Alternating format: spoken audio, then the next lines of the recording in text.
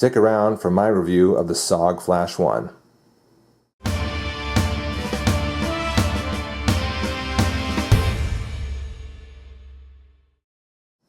Hey guys, Late Boy Scout here, and this is my review of the SOG Flash 1. Paying a little homage, of course, to Nuttin' Fancy.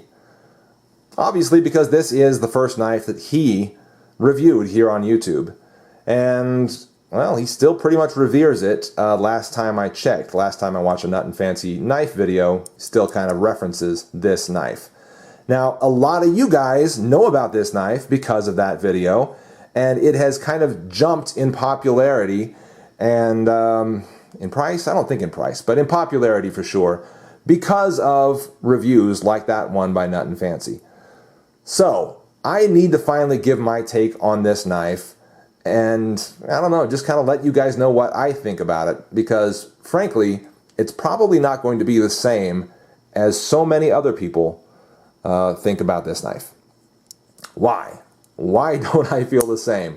Before I tell you that, let's get into this knife just a little bit and talk about some of the features, some of the things I do like about it. Well, I do like how lightweight it is, under 2 ounces if I'm not mistaken. I do like this texturing on it, even though it's a sort of a Zytel fiberglass reinforced nylon handle. Yeah, it's some great texturing and feels good in hand and stays in hand pretty well. Okay, I like that about it. The spring assist is fast. It zips right out. Just hold on. There you go. Yeah, it just flies right out, and that's really cool. I do like that. Has a little safety there. I don't care for that too much. Wouldn't really use that. In some knives I use that actually. On the Kershaw Chive, for instance. It's a very small knife, very fast spring-assisted knife as well. I generally do use that safety there, and it's a much simpler kind of manual, just block safety. I do use that because often if I carry this, it'll just drop into a pocket. It doesn't really get clipped. So that's a good reason to kind of keep that retained until you want to open it. And by the way, that's not hard to do. If you have that safety on, it's just a matter of getting your pinky on that, getting it down, getting it out. Okay, and same thing going back. Okay, safety back on. Not a big deal. I don't like it as much on the SOG Flash 1 because, well, I guess it could come out in the same way. It just doesn't feel like it would. And the way that this one carries, you know, it's not really a drop-it-in-the-pocket knife for me as much. It clips better than the Chive does with that really deep pocket clip. So I would clip this rather than drop it in the pocket. And we'll talk about that clip briefly. It's that famous SOG deep carry pocket clip. About as deep as a pocket clip can get. Now, not everybody likes that, okay? And let's admit to that fact. Some folks really want to be able to grab onto something when they're withdrawing their knife. Here's the Benchmade mini-griptillian.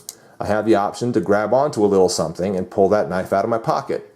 It makes it a little bit easier for withdrawing your knife, and I will say that about the Flash 1 as well. It's a bit harder to withdraw that from my pocket than something like this, where I can actually grab onto something. So there's that. The shape of it, well, you know, it's got a nice cool shape with a little choil up here and a little ramp up there. And so that's really nice. You know, I like that about it. But here's what I dislike about it most of all.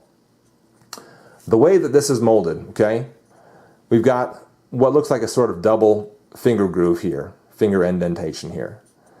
Now, that's pretty much for children's fingers or small women's fingers, because if you look at my hand, my fingers do not line up with those holes, those indentations. Not at all. Not at all. The index kind of gets, just kind of rides on this hump instead, kind of rides on that, while the rest of my fingers just kind of do whatever. Okay, so why is that present on this knife? My inclination, my feeling is the SOG Flash 2, which was probably, and this is just my theory, I don't know SOG and how they design their knives. In my theory, the Flash 2, the larger version of this knife, was probably designed first and designed larger, okay? So all they did was scale it down at a constrained ratio so that it's the exact same knife, 100% scaled down. Not 100% scaled down, but you get what I'm saying. It was just scaled down, okay, constrained. So they didn't change those finger grooves and keep those, you know, at the same size as they needed to be for a large set of hands. They didn't do that. Instead, they just constrained, scaled the whole thing, and what we ended up with is something that doesn't work in my hand. And maybe it works in yours, but it does not work in mine. And I'm no giant, guys. 6'2", large hands. I'm not a giant, okay?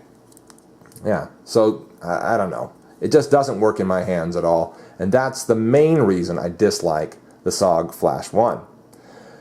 AUS 8 steel is fine. I don't have a problem with it. I found that the angle of this grind was, what's the word? Not steep enough for me. Some knives, what have I got on the table that is a good example of this? Let's bring the Kershaw chive back out. The chive has got a really good steep angle to it. If you look at that and how it kind of terminates at the edge there, it's nearly a paper thin terminating edge.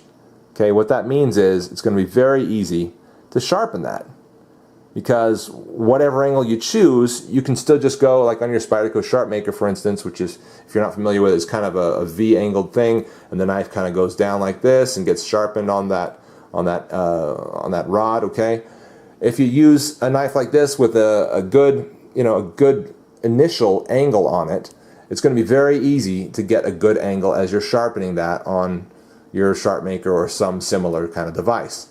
Whereas otherwise on the SOG Flash 1, if your edge is a little bit steep, or not steep, the opposite of steep, you know, kind of shallow, not ground out as far or as well, then you're going to have to end up sort of turning the knife.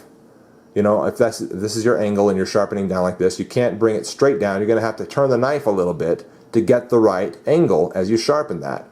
That's a big deal. And that was the only way I was able to get a good razor edge on this, was by turning it and sharpening it like so. And so you've got to focus and try to get the right, you know, you're going back and forth, you know, on this side and then that side and this side and then that side. And you've got to try to maintain the same angle and change it to the same amount. Guys, it's just a mess and really hard to do. So if you're okay with reprofiling that and getting a better edge on it, then yeah, it's going to work fine for you. If you're not a pro sharpener, be careful. Be careful. Now, one other thing I'll say about it. The lockup is not perfect. It's not perfect. It's not perfect. And I found, you know, I've got a lot of other knives that have much better lockup. Again, here's some knives in the same size category. I might zoom the camera in because these knives are so small, right? There's the Kershaw chive. Bring the Flash 1, put it next to it. Kershaw chive. What else? We've got the OD1, I think it is, the Kershaw OD1. Or is that the 2? Whatever the small one is. I can't remember right now. There's the Benchmade mini-griptillian. Just doing a little size comparison here. This is the Bird Turn. I love that knife. It's so cool, little non-locking knife. Again, we're just looking at some small bladed knives, kind of giving a little comparison there. And this is the little Spyderco Ambitious, the cute little Ambitious. Really love this knife. Little size comparison there, and price comparison. You know, here's the top of the heap right here, that Benchmade mini-griptillian. The rest of them, what we're looking at, 40-ish, 35, 40-ish for the Flash 1. You know, somewhere in the 40 neighborhood for the chive, probably 20-something, 20-something, 25, 30 something, I think, something like that. Okay, these are all generally affordable knives. This is a little less affordable for some of you. Generally affordable knives, and I think a lot of them are a better choice, actually.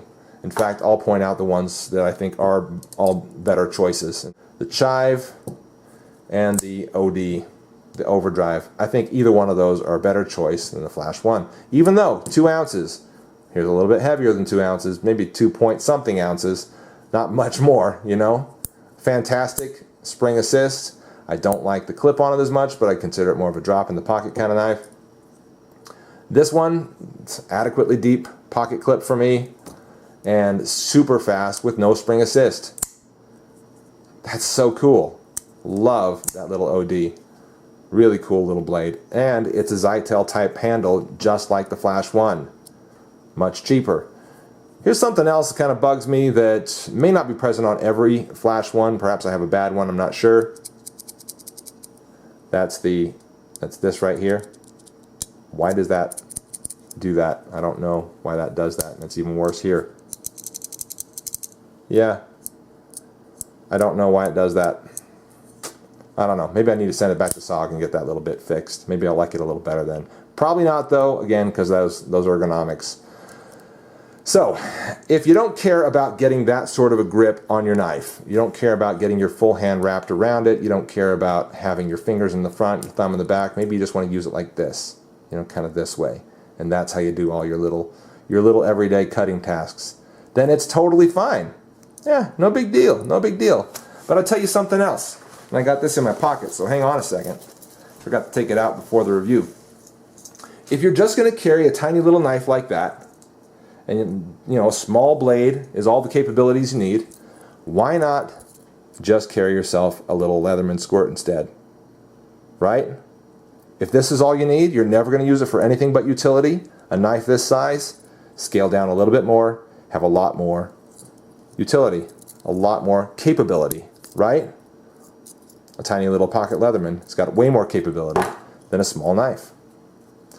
A number of reasons why I'm not crazy about the SOG Flash 1, but I can kind of see why some people are. Well, that's my review on this popular knife. I'm the Late Boy Scout. See you all later.